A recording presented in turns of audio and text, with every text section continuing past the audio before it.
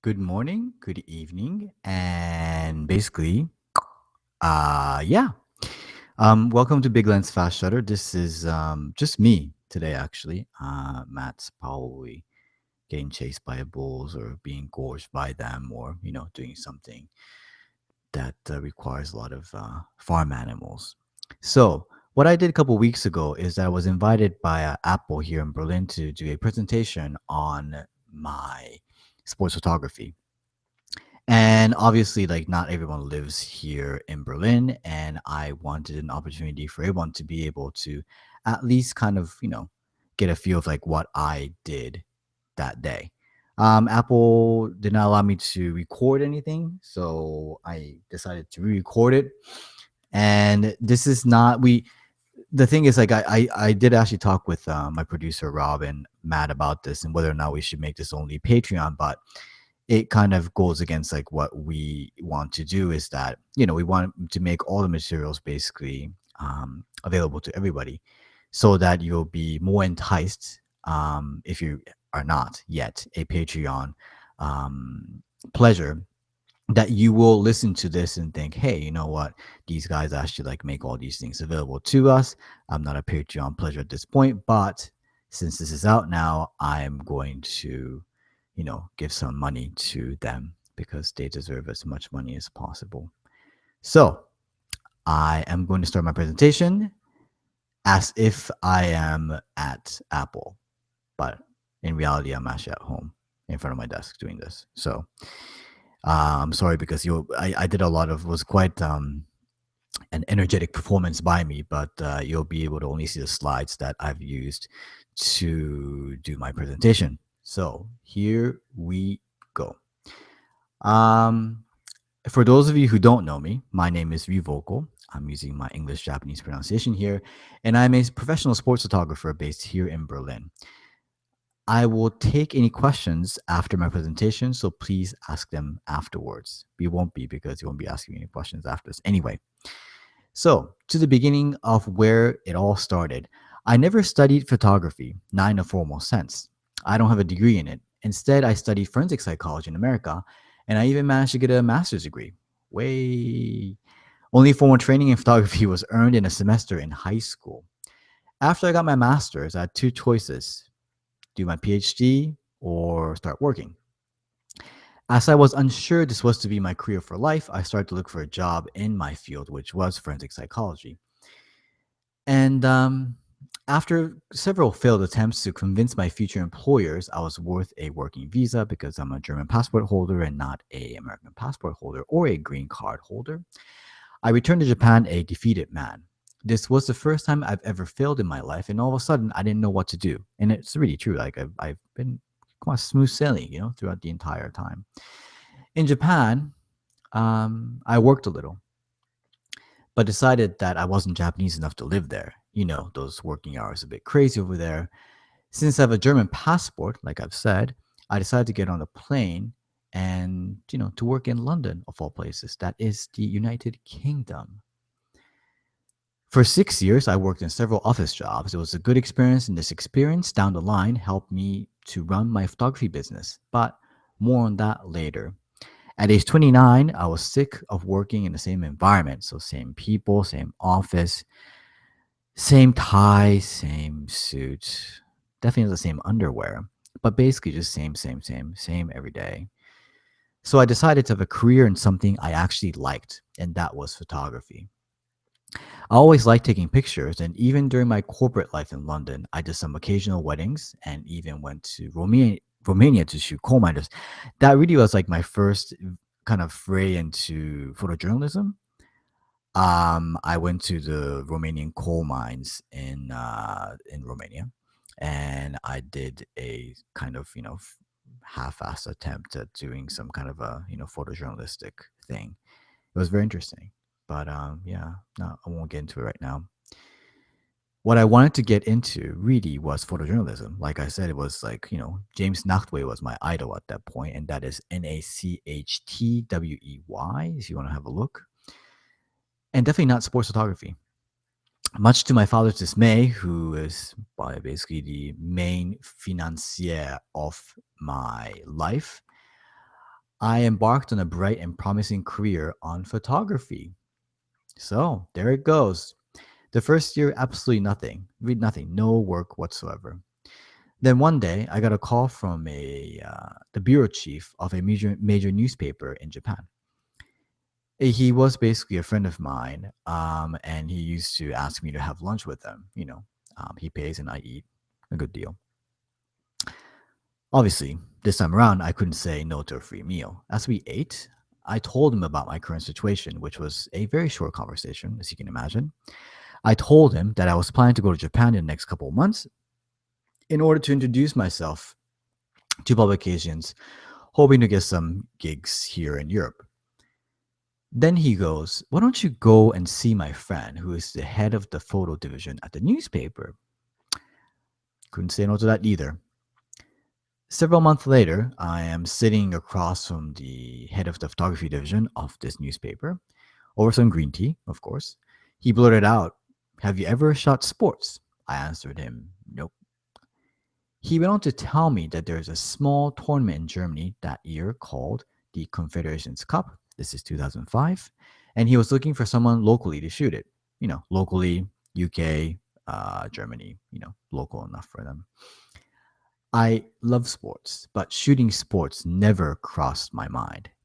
As a test, he asked me to shoot a local cup final between Tokyo Verdy and Yokohama Marinos. I think it was that weekend. He lent me some equipment, and off I went to shoot my first ever football match. And this is what I got.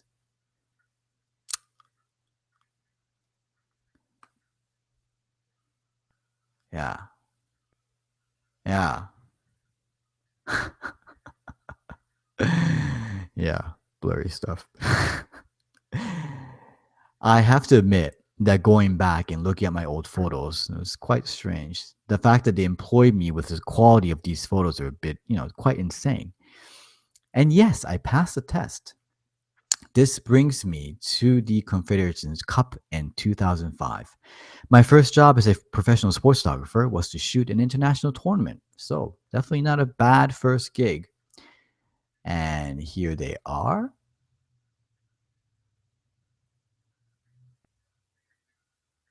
Yeah, so there it is, huh?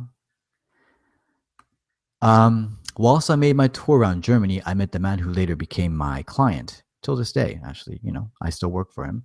He asked me if I can shoot Shunsuke Nakamura, a Japanese football player who just joined Glasgow Celtics for the coming season. And that is this guy right there. For the next 3 years, actually, no, for the next 4 years, I went to Scotland from London almost every single weekend. Thus began my Nakamura years. So, what did I learn shooting Nakamura for 4 straight years? That my career will be non-existent if it wasn't for Nakamura. Like really, I wouldn't be sitting here recording this thing if it wasn't for him or my client really. That it was held to travel by bus from London to Glasgow every weekend, leaving London Victoria at midnight and arriving in Glasgow at 6 a.m. After a while, I wised up and switched to taking the train and eventually to flying. My hate relationship with Ryanair started here as well. Since no one taught me how to shoot sports, I basically got paid to learn. Not bad, which is really crazy. Going through the photos for this presentation, I noticed there was a jump in quality from year 2 to year 3. And this, most of it, can be attributed to the advancement in technology. Equipment did matter back then. Digital camera was at its infancy. My D2HS, is Nikon, shot at 4 megapixel, and the ISO was absolutely unusable beyond 800. Then came the D3, and my life and many other lives changed. Basically, we were now able to use ISO above 800 without sacrificing file quality. Okay, back to Nakamura. Shooting one person for 4 years is very, very, very, or could be very boring.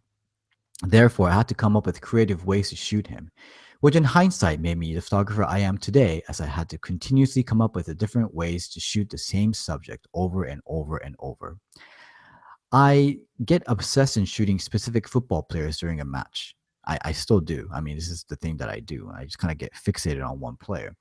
There are players who just exude this like look at me, look at me, look at me kind of aura around them. Players like Ronaldo, Ibrahimovic, and Neymar, but not Messi.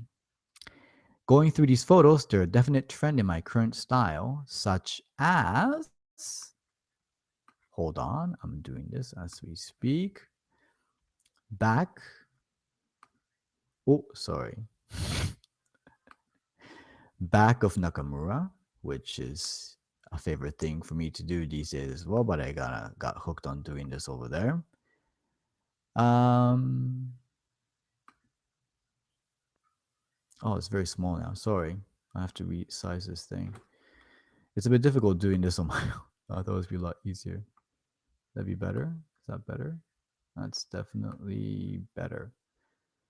So sorry about that. I totally thought I could do this without having to kind of wiggle everything around, but here it is. So sorry about that. Back of Nakamura. Close up of Nakamura with long lens or wide lens. Foreground obscuring Nakamura.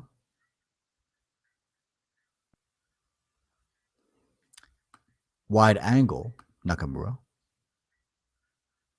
And low angle Nakamura. And Nakamura at basically I put him on the far right or far left of the frame, and I mean, all these things I still definitely use, and I get, I'm quite happy about using these techniques because I feel comfortable using them, and I like the way my photos look. Oh, sorry. So when I started working as a full-time freelance sports photographer, I realized one thing.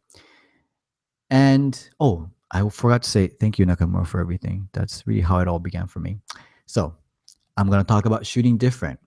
When I started working as a full-time freelance sports photographer, I realized one thing, that it was very difficult to sell any of my photos to any media outlets. The reason is that most media outlets use photo agencies such as Getty, AP, Reuters, AFP, etc. Their prices per photo are cheaper than what we freelancers can offer. They can afford to do this because they are simply bigger than all of us freelancers combined. So, if I shoot a team photo of just, before the match where all these, guys kind of bunch together and they, just really like, shorter guys stand up back and the smaller guys sit in the front. If I take that, then how could I sell that photo? Because there's like, 400 other photographers shooting the same thing, right? At the same time. Will the media outlets buy this kind of shot from me? No, because they can buy it cheaper from any agency. That's when I decided to shoot the way I wanted to shoot, which happened to be images that these agencies don't necessarily provide en masse. Just so you know, agency photographers are very, very good. They wouldn't have a job if they weren't. They create interesting images, but these images are rarely used. Why? Because media outlets firmly believe that goals, celebrations, and action shots are the ones we as consumers want. With the advent of high-speed internet, we crave immediacy in information. We all know this, Netflix included. Today is too late, they want it yesterday. As you can imagine, this has negatively affected the world of sports photography. As an example, during a match, agency photographers are very busy, spending half of their time sending photos to your agency. Why? Because the agency wants the photos as soon as possible because the media outlets want to be the first to publish them. This practice has robbed sports photographers of any sort of creativity. You pick up a paper or a sports magazine or go to any website that has sports thingies on it, and it's not uncommon to find an out of focus shot of a goal, but they are using it because it's an image of a goal, nothing more, which is how sad sports photography has become. Speed over quality. There is a finite amount of photos media outlets can use. It's a money thing, it's obviously a budget thing. This creates another problem. If I have a great shot, which is not a goal, celebration, or action, what am I to do with it? Or them? Are they just going to sit in my hard drive, never to see the light of day? That's when I turned to the fantastic world of internet. I started posting the photos I shot that I liked on places like Flickr, because if they weren't going to be used, I at least had a platform where people can, see them. But everyone thought I was crazy. Why should I put my images on Flickr when people were going to just steal them? To that, I said, why not? I understood that some people excuse me, will always be criminals. They will always steal photos. But some will link back to the original images where it was, on Flickr, for instance. Some might even credit me.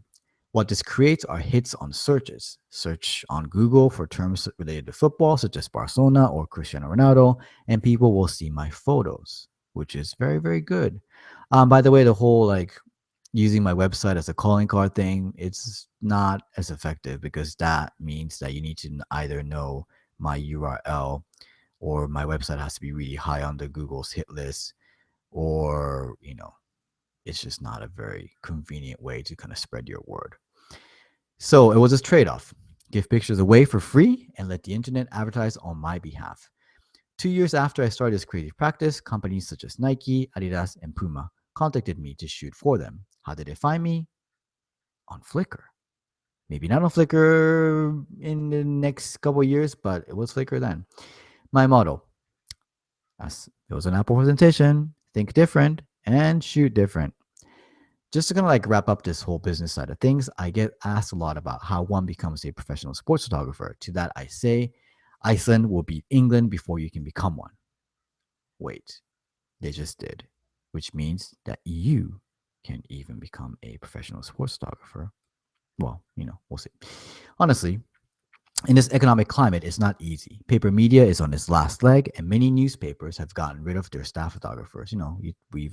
I talked with Matt about the whole Sports Illustrated getting rid of all their photographers, that type of thing. They now completely rely on agencies for their photos. You can try to join an agency, but that's also difficult as agencies are also tightening their budget. So, what to do? What has happened is that agencies such as Getty are going for exclusive deals with leagues and teams to phase out smaller agencies and freelancers. NBA, for instance, has an exclusive deal with Getty, and so does Manchester United. Good business for Getty, not so good for other people like me or Matt or, someone else who's a freelancer that I don't know. So, and I'm not saying anything bad about Getty in that respect. They're doing business. This is, it's a free world. You can do whatever you want. I don't think photographers or agencies are not reacting quickly to how the world is moving. Thus, you see all these newspapers and magazines folding because they just cannot keep up because they don't sell anymore in a paper format. But we'll talk about those things maybe in a podcast in future dates about a bit more the future of magazines and papers and how that's going to really affect us as sports photographers. Anyway, so here's my recipe for how one survives as a sports photographer. First, shooting for magazines. I mostly shoot for Japanese magazines, but I do work for a couple of football magazines such as Howler and Rabona. These are on spec. So there's basically two ways. On spec is that you basically go and shoot a match. So I go and shoot Celtic against Rangers, big old firm match. And after the match, I try to sell the photos that I shot. Or you have an assignment. So Howler will ask me to go on, hey, why don't you go and shoot Borussia Dortmund and Bayern Munich?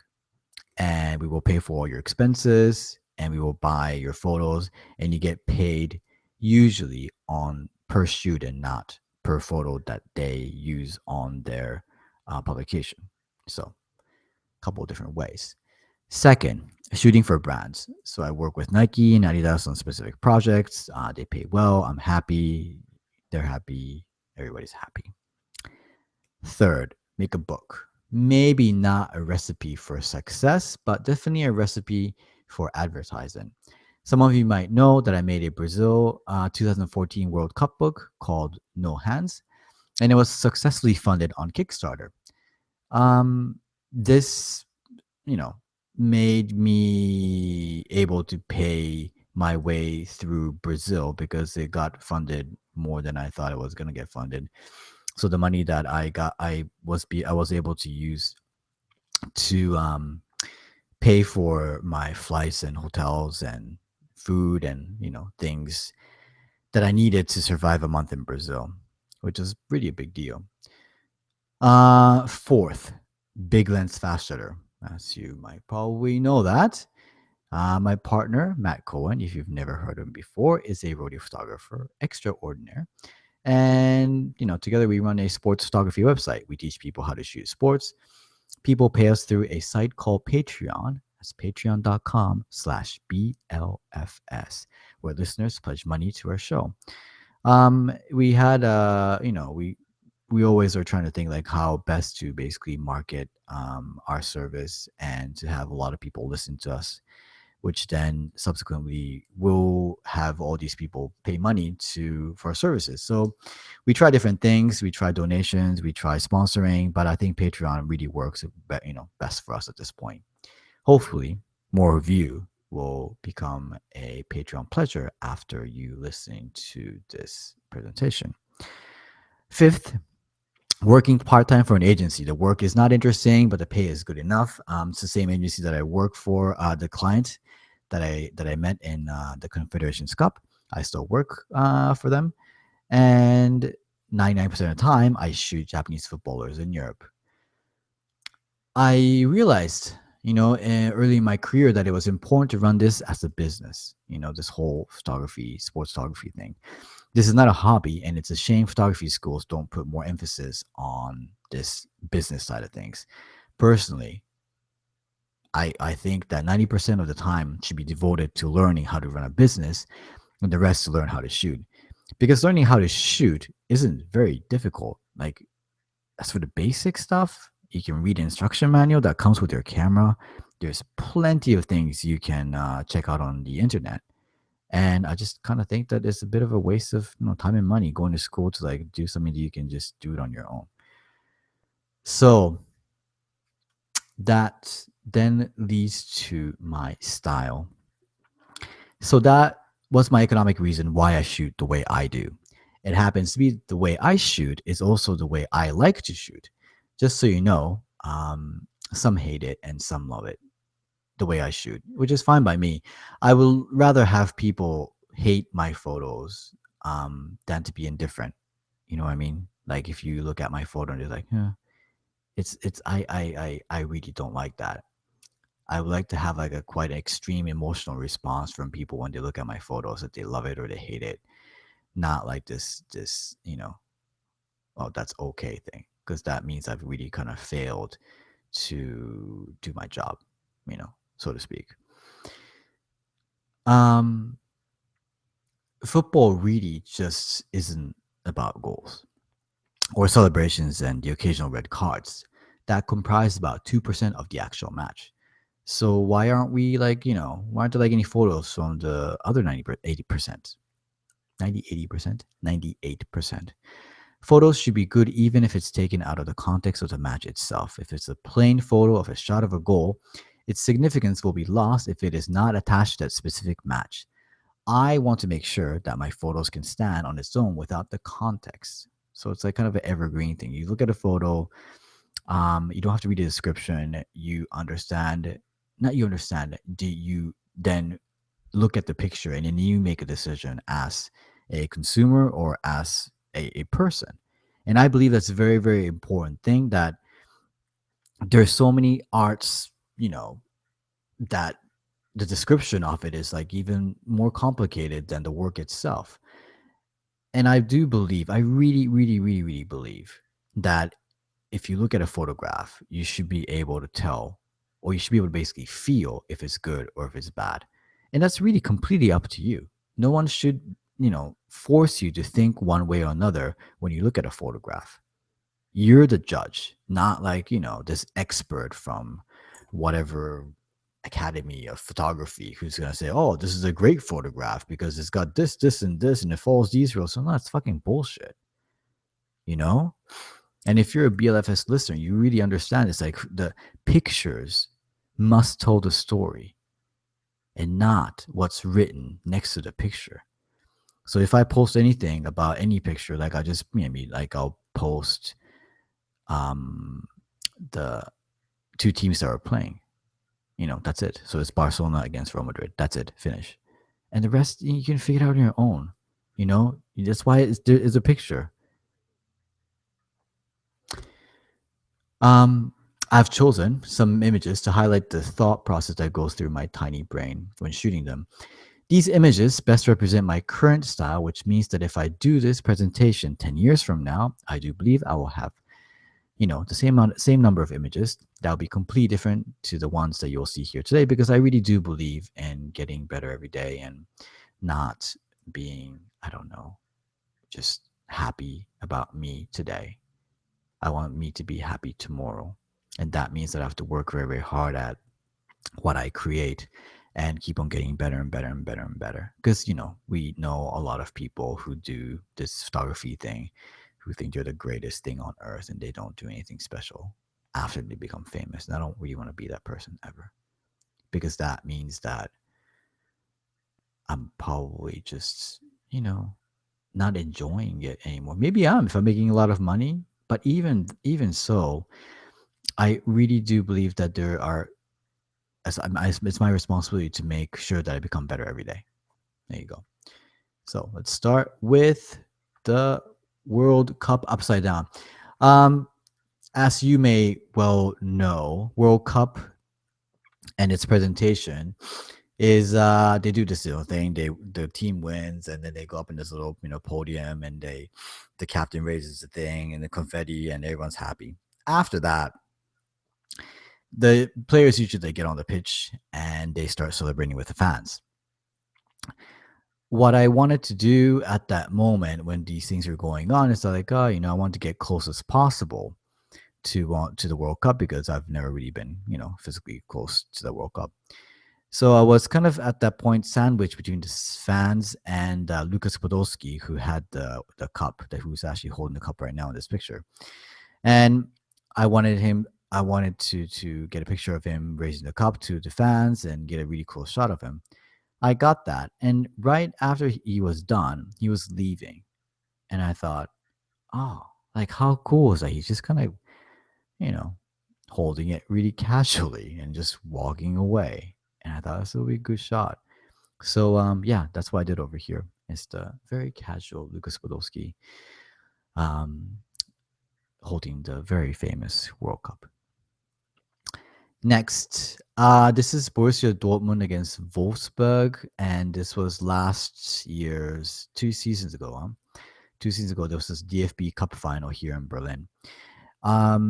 There are flares in Germany still sometimes, but not very often. It's I think it's been kind of frowned upon to start fire in the stadium for all the good reasons. But there was one, and when I shot this picture, I was on the other side of the pitch, so I was on the other side, and I saw that the flare was going, and I thought, like, I want to get a shot of it, but not just off the flare, because that's just really not interesting. And I wanted to have something kind of in the foreground, but not in focus. And I shot several to get to this, and I decided like the best one will be just one player, and that's it. Not like many players in the foreground. So this is what I got, and I like kind of like symmetrical things, not symmetrical, but like I want things to like kind of like work quite geometrically, and I wanted this one to like work so that the guy is in the middle and the flares are around him. That's one. This is a shot of Neymar during the Confederations Cup in 2013 in Brazil. So they won the Confederations Cup. Same thing. They did the presentation, raised the cup, yay, confetti, everyone's happy. And they came down to the pitch to celebrate with the fans. But Neymar didn't really want to like kind of join in the fun. He was kind of on the outside, just watching all his teammates, enjoying this whole moment. And at that time, and still is, Neymar is the most famous Brazilian football player at that time, not ever, by the way. So all the photographers and everybody was just basically waiting for him to just kind of approach the fans and get in on the action and shoot the shots and everything. So when he decided to go into the crowd and enjoy this whole celebration, every photographer went towards him, like really running towards him. And as you can see, like what I really wanted to do at that time is I wanted to really capture the moment of just this utter craziness that went on. So I used my wide angle lens to make sure that I had just as many, just the photographers and fans as possible and see how crazy the entire situation was that when Neymar came in to get this. I also shot this without looking through the viewfinder. I do this quite a lot. God, I since I do like the really extreme low angle thing, so I basically like lay down my camera on the floor and I tilt it and I basically focus and shoot. And I kind of like I've been doing this for long time now, so I kind of got like this good sense of like where things are going to be focused and where things are not. But obviously, I'm telling you, it's not 100%. Like sometimes, well, quite frequently, I miss shots as well because I'm not looking through the viewfinder. So same thing this time. I just kind of made sure that I was kind of pointing in the right direction and I had to focus on. And this is the best shot that I got of him without looking through the viewfinder. This is Zlatan Ibrahimovic, PSG, up 2 seasons ago as well. What was going on is that back in the days, not back in the days, but like when I went to Parc des Princes to shoot, Zlatan. I wasn't really too crazy about PSG. I realized that Zlatan had this routine while warming up for the match, and one thing he did was he would lean on the advertisement board and stretch his legs. And I saw that like a match before this, and I thought, well, that'd be really cool if I can really get in there and shoot him stretching. So I decided to. I knew he was going to do this because players are like creatures of habits, and a lot of them just kind of do the same thing. I don't know if it's a religious thing or just a matter of like luck or whatnot, jinxing, all that kind of stuff. But they do things in a orderly fashion. So nothing really haphazard. They do, they tie their like left shoes first before the right, things like that. So when they started warming up for this particular match, I decided to just wait at the place where Zlatan did his thing the previous match. And lo and behold, he came over, he did this thing, and I got the shot that I wanted to get. And I wanted to really get as close as possible. In this case, so like you kind of feel like you're, right there. You're just kind of looking at Zlatan stretching. I'm a very big fan of wide angle lenses, and this is what I really go for: wide and very, very close. Close on the second one is this. This is England versus Turkey at Wembley this year, and what I want, not what I wanted to do, but what I usually do is that when there's a celebration, I use a very long lens instead of 70-200. So my long lens is 400, my wide is 14-24. The reason is that if you use the 70-200, it's very kind of normal because agencies use it and they crop things, and there's like no like that really intimate detaily type of thing that goes on with the 7200. It's a very convenient lens to me, but I rarely use it because it's just too convenient. And if I want to shoot something, it's either very, very close or very, very wide. I don't want to do anything in between because I find it very, very boring. Celebrations is yeah, I still do the same thing for celebrations as well.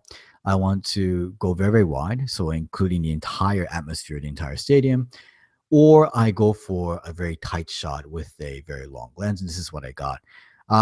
Quite lucky because, as if you know anything about lenses, there is a minimum and there's no maximum focus length. So there's a minimum focus length to every lens, and it depends on which lens you're using. Usually, the longer the lens, the minimum focus distance is quite far away. Like could be a meter, 2 meters, things like that. Had they come bit closer for the celebration, I think everything would have been out of focus. So I was quite lucky. Yes, it does happen that I'm shooting long lens and they come too close and everything's out of focus. But that's one of those things that you kind of have to do, to get the shot that you want. And yeah, this is what I got. So this is the Ruhr Derby, which is Borussia Dortmund against Schalke in the Bundesliga. And what I wanted to show was just kind of like that whole chaos of the two. This is a derby. It's probably the biggest derby in Germany. Two teams kind of coming together and just kind of going crazy, and the colors as well, because one's wearing blue and one's wearing yellow. What I wanted to really do here is that I mean, the clashing of colors, but I was, and when I was shooting the match, I was thinking to myself, like, what's the situation where there a lot of players will be in the frame at the same time and does corner kicks. That was the only time we could do it. So I shot several corners this way, and this is the best one that I got out of the whole thing. And people, have asked me about these things and these type of shots. But if you do this, obviously I'm using a very slow shutter speed. Wouldn't you miss the if there was a goal, wouldn't you miss the goal and wouldn't you miss the celebration? And to that I said, well, yeah, of course. Of course I'll miss everything. But the point is that I'm getting the shot that I want, which is this one. The point is that you have to create shots that other people won't have. If you miss a goal, so be it. If you miss celebration, so be it. But you better get the shot that you're looking for, that you want to get. And that is really the kind of antithesis of sportsography that is probably taught right now, is to concentrate on the goals, celebrations, and that kind of the high moments of the game. But I kind of buck the trend and try to look for something that I want to shoot and what I find beautiful, what I find exciting, what I find interesting. So this one, this was Arsenal Champions League, maybe also 2 seasons ago. Not a lot, 2 seasons ago. Last season, my daughter was born, and I was actually at home quite a lot, so I didn't work as much as I probably should have. But this season I will, so I'll have more photos. Um, there was a advertisement board in front of me, and what I was doing was reflecting the stadium lighting. And since it was raining, it was reflecting in a really strange way. And I accidentally, shot images with these like poles of like lights that are, evident on this photo. And I thought that's really cool. That's really, really cool. I'm going to try to get a photo of this. And I basically tried about 20 minutes getting this shot. And I'm quite happy about it because people thought it was photoshopping and things like that. But if I did Photoshop it, I'll probably do a much better job of doing this. But small things. If you find something that's gonna really work for you and that creates very interesting images from your surroundings, then you should use it as much as possible. And I think this might be the last one that I'm gonna talk about in terms of the type of photos that I shoot. And this is at Camp Nou in Barcelona, and I wanted to shoot a group photo, but in a way that the light was hitting in a way that I could actually make them into a silhouette.